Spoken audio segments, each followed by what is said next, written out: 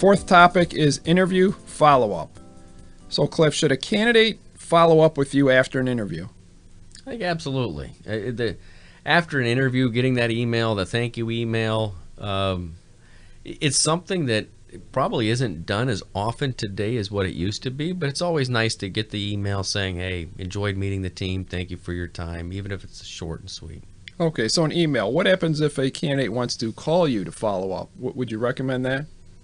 They can. I think email is sort of the traditional method of communication anymore. Phone calls, as a recruiter and supporting active roles, it's hard to get me on the phone. Right.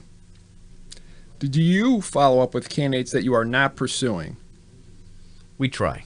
And I'd love to be able to sit here and say every person that we've considered for a role that we've interviewed is going to get a personal phone call and a personal email and a personal follow-up.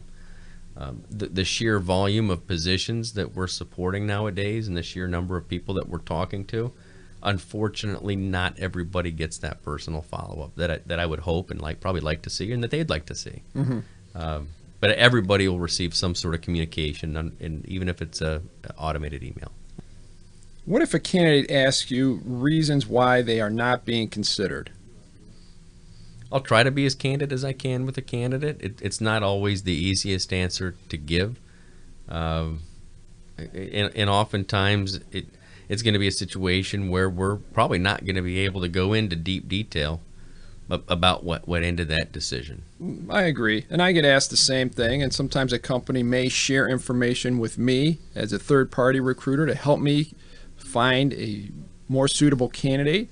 But it's understood that I shouldn't share that information with the candidate, and I don't.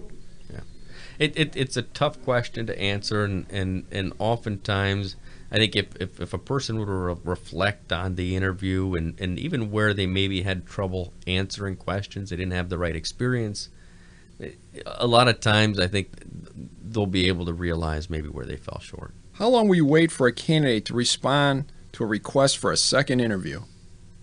We would hope that they're engaged and active in responding, whether it's a quick phone call back. I coach and tell managers in-house, we want to keep the process moving. We want it to be a fast process because we're showing our interest level in the candidate. And the same would be said about a candidate's response to us. The sooner that they reply, the more engaged and the more excited we feel that they are about the position. Well, I agree. That's definitely a test to see their level of interest. So, to put some time on this, I would say, me personally, if a person doesn't call me back the next day at the latest to, respond to a request for a second interview, then that's a red flag. I mean, you guys seem to be a little bit more understanding, or is that kind of what you think as well? That's the way I would feel. I mean, I would hope to get a call back within 24 hours or within 1 or 2 days.